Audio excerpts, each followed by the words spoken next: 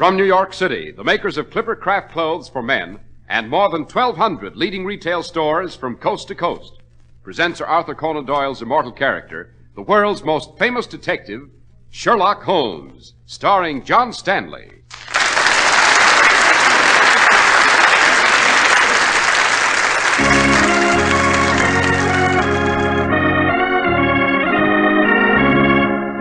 This week's story, The Adventure of the Red Death.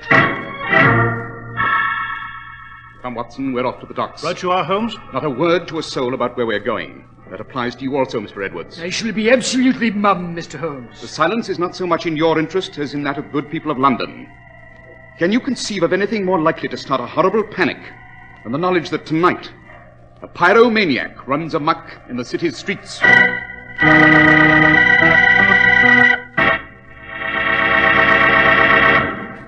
You owe it to yourself to look your best, even in the crushing heat of summer. And that's precisely why you should choose a Clippercraft summer suit.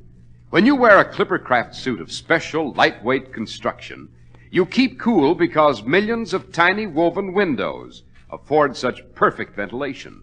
You look cool, too, because Clippercraft suits are so perfectly tailored, they retain their crispness long after other suits are heat-crumpled and saggy. From every angle, a Clippercraft summer suit is a fine investment. For only $33.75 to $42.50, your Clippercraft suit will be envied by men who pay much more. Clippercraft is one of the greatest values in America because you benefit from the economies of the unique Clippercraft plan, whereby more than 1,200 independent merchants from coast to coast pool their tremendous buying power. So look better, feel better, and save money. Look for the Clippercraft label.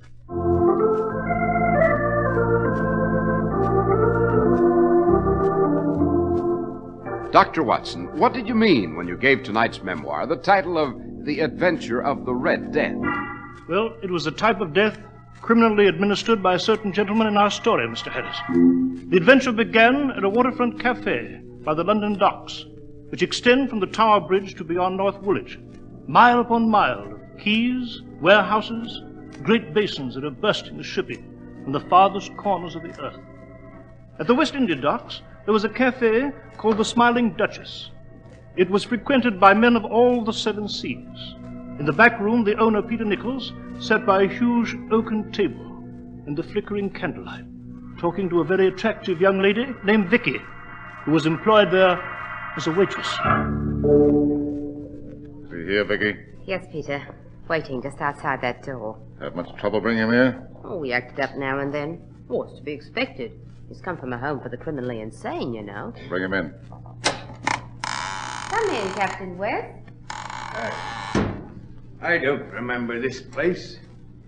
Was I ever here before? Now, easy, Captain, easy. Sit down. I don't remember you either. Or this girl. Why was I brought here? The doctors won't ask more questions, will they? No, you're out of that place, you see. Now, sit down. I'm Peter Nichols. You remember old Peter, the Smiling Duchess now, don't you? Well, you certainly remember me, don't you? No man that comes here forgets Vicky. I think, Captain, it was just a few years ago. Every time your ship docked here in London, you'd stop by for a swig of rum. Peter Nichols. Oh, yes. Now I know you. You're out of the insane asylum, Christopher West. Can you understand that? Now, listen to me. You're free. We got you out. Me and Vicky. You did? We needed you. We needed your talent. So Vicky spoke with a guard at the asylum. I gave her money. She used her charms. The guard let you out and turned you over to her. Ah, I see. I was confused. It happened so quickly. I'd fallen asleep in a cell. The guard woke me up. You're going to enjoy yourself now, Christopher West, the way you like to. We're going to find whatever equipment you need, and you're going to start fires for us. Yes, a fire. They wouldn't let me. Most people won't admit the satisfaction, you know, but I do. Did you ever see how a man's eyes light up when he sees a fire? I want to see things burn, the flames eating away at the guts of the building till it's a black hulk. Where? When do we start the fire? Soon enough. Why do you want me to start it? Do you like to see things burn? Do you love the flames as I do? Yes, Captain West. That's why. There's a warehouse nearby on Cuba Street by the Southwest India Dock Pier. I want to see it burn. That's why we took you out of that awful hospital. I am grateful for that. They wouldn't let me start fires. And when I can't, there's pressure in my head. I can't stand it. We need you. You can start fires so quickly, so easily, so surely. And no one will know.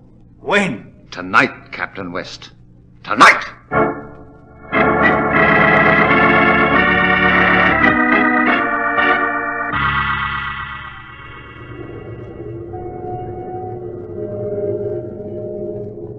You have the equipment, Captain West? Yes, Peter. I'm ready. Go on. We'll meet you back at the inn. Good. At the Go on, Captain. Start the fire. That's it. Oh, hide behind these bales, Vicky. I'll watch him. Wait. Shadow's disappearing, see? In the dark there? Now, wait. There, the flames. See them? Yes, they're spreading quickly. A marvelous idea of mine, eh, Vicky? West doesn't know what we'll do now while the fire's blazing. If they suspect arson, they'll chase him, not us. We can always deny having anything to do with him if he talks. He's legally insane. Irresponsible. Flames. They're furious now. We better leave. We've our part of the job to do now. Come on.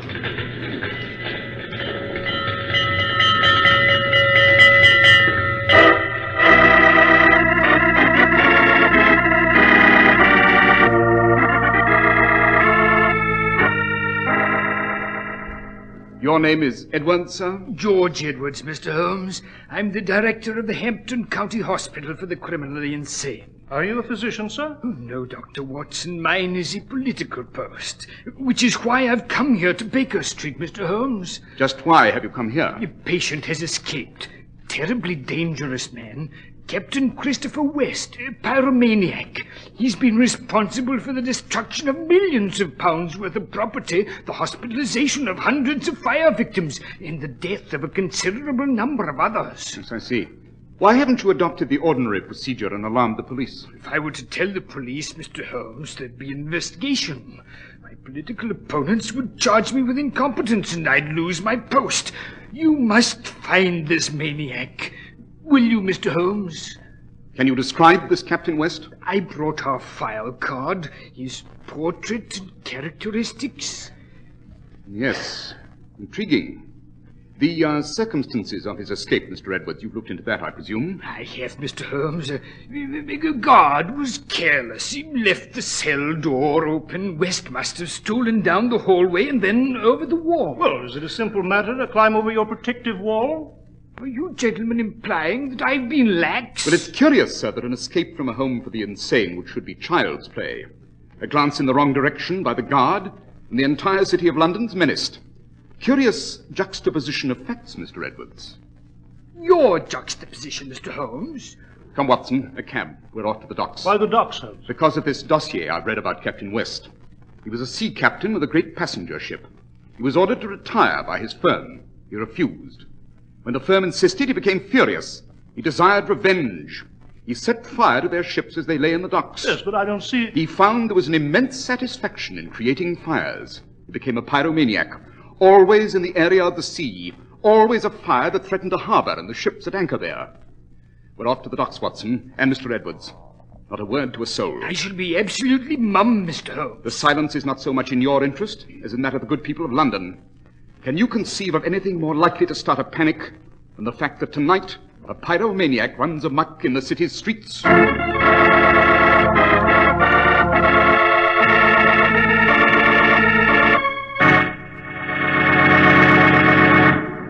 One of America's proudest traditions is the saga of the staunch clipper ships. These wonderful vessels established honest New England quality everywhere in the world. Today, quality is identified in finer men's suits by the Clippercraft label, symbol of quality and economy, guarantee of finest tailoring and choicest materials. The fine independent local merchant who sells Clippercraft clothes invites you to inspect his great collection of lightweight Clippercraft suits at only $33.75 to $42.50.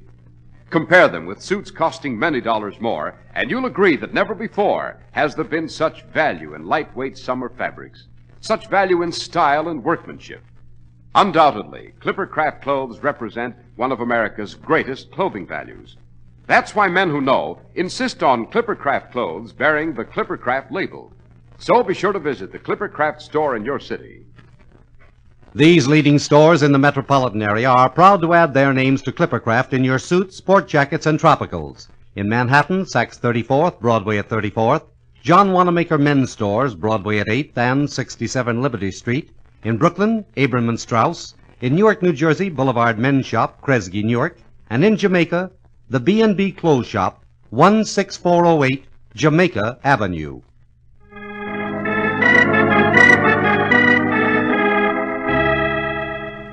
Dr. Watson, you and Mr. Holmes were dashing to the docks of London to find Christopher West, the escaped pyromaniac. Yes, so we were, Mr. Harris. That night our carriage raced across the cobblestones by the edge of the water. As the silhouettes of countless ships passed to our right, London's fabulous docks flew past. The giant granaries, the endless acres of bales and packing boxes, the crates of wool and ivory, the pungent odors of oil and coffee, spices.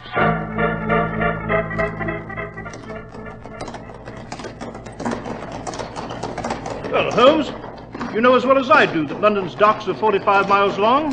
How shall we find this Captain West? He's already announced his whereabouts, Watson. He has? Smoke. See it? Curling up toward the sky from that warehouse on Cuba Street. Well, Jove, he's been here, and at work, too. Evidently the fire's been extinguished. We shall steal into this warehouse and see what we may see. Stop here, driver. Step down, Watson. Yes, all right. Keep the change, driver, and wait here. Now, let us hope that this smoldering ruin's been abandoned except for a watchman or two. Then we may examine this warehouse without incompetent meddling from the police. Careful, Watson, it'll be extremely dangerous. Yes, rotting wood, loose beams, this blasted smoke. Yes, keep your handkerchief over your mouth. We shall proceed very quietly into this wreckage. Slowly, carefully. The maniac may be hiding here.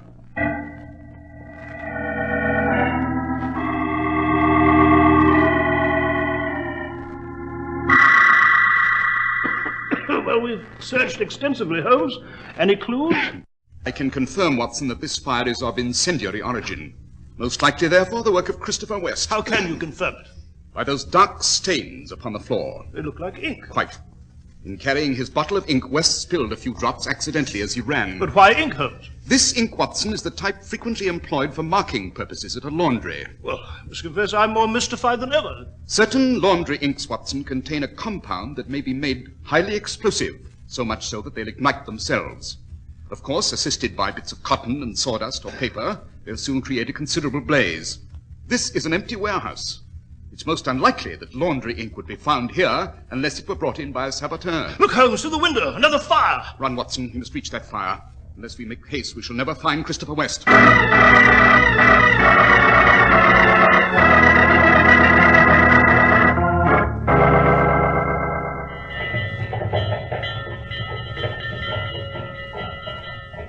Well, here goes the last of the firemen, Holmes.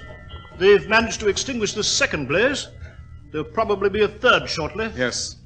Watson, doesn't the geography of these two gutted warehouses strike you as fascinating? The geography, Holmes? Yes. Think of their positions. Then of the fact that both were deserted before the blaze began. Where does that lead you, Holmes? Close to the solution, Watson. Then you know where Christopher West can be found? Not just yet, but that may be determined quickly. Yes, but how? By my retiring to the King Neptune, which is a popular tavern nearby, for a glass of beer. What the devil, Holmes?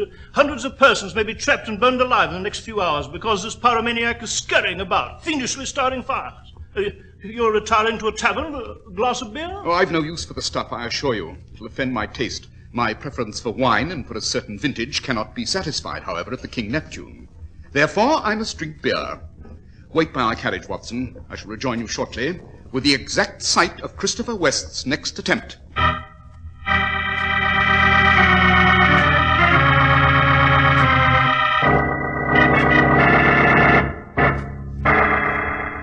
We're doing well, Captain West. Very well tonight. I'm proud of my work, Peter. Did you see the last warehouse? Like a great candle in the sky. Let him start another fire, Peter. Just one more. We need one more. That's foolish, Vicky. The fires so far will appear to be accidents. At least till we've taken care of our end of this business. We haven't enough, Peter. I want a bit more. A third fire'd be too much. You're greedy. You should be content. Greedy, am I? After all these years as a grubby waitress, putting up with anything those drunken sailors did just to sell another glass of beer? Oh, no, Peter.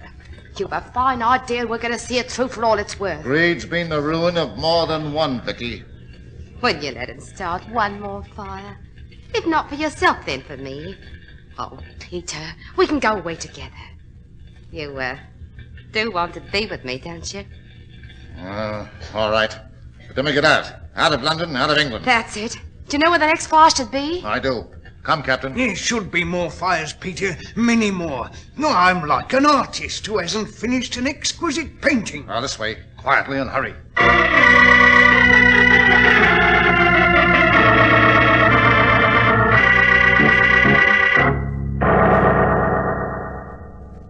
There we are, Captain. That warehouse. I see it. How will you start this one? This candle and this bucket of lime. Both will leave no trace. They'll be destroyed. I take the candle so, and with one delicate stroke, the magnificence of a great fire is born. The lime is clever of me, eh, Vicky? Kerosene leaves an odor. It'd make them suspicious. Not lime, though. Go on, West. We'll see you after. Come on, Vicky. I'm with you, Peter. Now I do it again. I'll step into the warehouse. Just lift this window and climb in. And now, Christopher West, that wonderful moment again. That moment before you start the fire. You're alone, free, no one to disturb you. The match. Who's there? The watchman. I'll wait behind this post. I said who's there? Here I heard you. You'll break my neck! Shut up! If you make a sound, I'll break your neck. I can snap it like this. I'm going to start a fire and you won't stop me. You won't live to see that they take me back. I won't go back. I won't start the fire the way I planned, though. I have a much better idea. I'll start it with you. Yeah, I can hold you and put the candle to your clothes. There. Clothes are burning, see? Soon the flames will reach deeper. Your face, your eyes, your hair. Burn! Stand away from that watchman. Your coat, Watson. Take it off. Smother those flames. I'll keep an eye on West. Right, Holmes. My coat. I'll stop the flames here. But, for God, thank you. Don't attempt to run off, Captain West. But I just wanted to... The watchman all right, Watson? Yes, Holmes, yes. Who are you? I am Sherlock Holmes. This is Dr. John Watson. The gentleman before you is Christopher West, an escaped pyromaniac. Glory be. We shall return you to the Hampton Hospital, Captain West. No, I'll never go back. You won't have to go back. This revolver in my hand makes sure of that. Peter Nichols. Now, don't reach for the revolver in your coat, Dr. Watson. Just stand where you are. You too, Mr. Holmes? You were just in time, Peter. Yes, so I was, Vicky. Come along, Captain. We'll go. All of us. Holmes, he'll kill us. Oh, no, Dr. Watson. I'm a mite too wise for that. You see, if I know if they ever catch up with me, I'll serve time. But I won't hang for murder. You'll serve time, Peter Nichols, for robbing the warehouses adjacent to those where you had West start the fires. Perhaps the robberies haven't been discovered yet, eh? The silks, the perfume, the furs you plan to take during this third fire? They'll have to catch me first, Mr. Holmes. Come on, Captain. No. Vicky. Let's get out of here fast. Run, Vicky. Run. Right behind you. Don't try to follow us. Let's go after them, Holmes. Don't budge, Watson. He might change his mind and shoot. Just wait. Wait. Now, Watson, your revolver. Take it. If they want to play hide-and-seek in and out of these countless crates and bales along these docks, we'll play their game.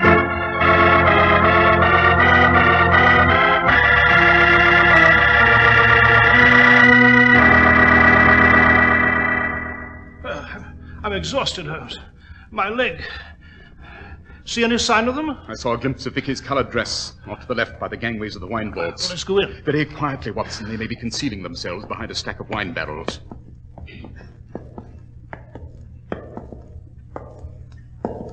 I could swear I saw Vicky. Think the three of them are there? Yes. Shall we look? No, they might be waiting for us to do just that. Then they'd pounce upon us. Now, we'll take a chance. What do you mean, Holmes? Fire in that direction. Yes, right. Oh, wine. It's gushing from the barrels where I shot. But Peter, the captain, the girl, no sign of them? Oh, yes, you got them. How can you be sure? Look there. Spattered on the base of the barrels, Watson. Blood.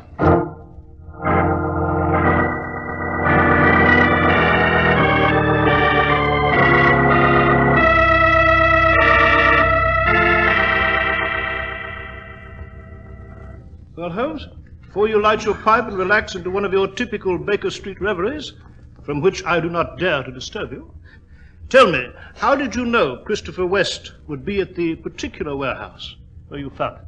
Will you recall, Watson, my mentioning the geography of the burnt warehouses? Yes, I do. I observed that although each was empty, each was also directly beside another warehouse which contained priceless merchandise. Go on. It occurred to me that this was a maneuver whereby someone, Peter Nichols as it developed, had deliberately freed Captain West and set him loose to start fires. Peter, who was an old hand at the wharves, must have known the West case and the merchandise. The fire, you see, distracted the police. And during the excitement, Peter and Vicky would sneak into the adjacent warehouse and help themselves. Aha, I see. But how did you know exactly which warehouse would be next? Well, you recall I left you to visit the King Neptune Tavern. By drinking a beer with the seamen there, it was a simple matter to listen to their eternal gossip and to determine which warehouse had recently received a shipment of highly priced goods. That indicated the spot where West would most probably strike next. Bless you, Holmes. Why do these things seem so utterly obvious after you've explained them? Because weak minds are like a microscope, magnifying trifling things, but unable to receive the larger ones. However, for your humble servant, elementary, my dear Watson. Elementary.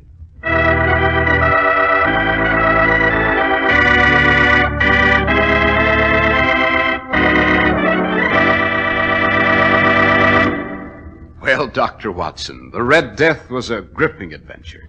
What became of Edwards, the director of the asylum? Well, he was innocent enough, Mr. Harris. He discharged the guard bribed by Vicky. Peter and Vicky, of course, received long prison sentences. And Christopher West was safely returned to the hospital. Well, Dr. Watson, you know, usually at this time I ask you what you've planned for next week, and we look forward eagerly to another exciting adventure with you and Mr. Holmes. But I'm very sorry to say that we've reached the end of our current series, Doctor. Yes, that's right, Mr. Harris. Summer is with us again. Time for all of us to go scooting off on our vacations. So I regret that we shan't be together for a while. Well, we'll be waiting for you, Dr. Watson. These evenings with you and Holmes have been most enjoyable. Well, thank you, Mr. Harris. And our thanks also to the makers of Clippercraft clothes. May I wish you and yours a pleasant summer holiday?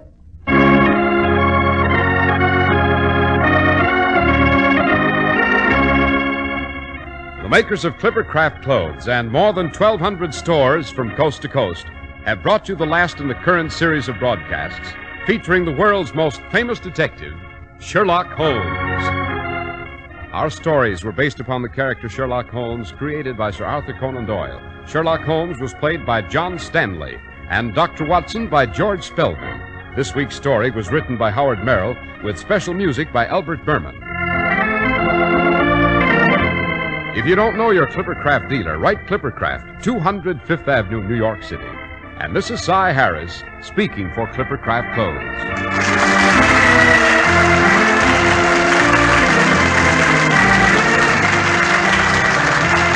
This is the Mutual Broadcasting System. The most comfortable shoe sole in the world. The Neolite sole. Light. It's light as leather. Smart. It's smart as leather. And wear. It outwears leather 2-to-1. For men, women, children. Get the Neolite sole. Step on it. WOR, New York. 710 on your dial.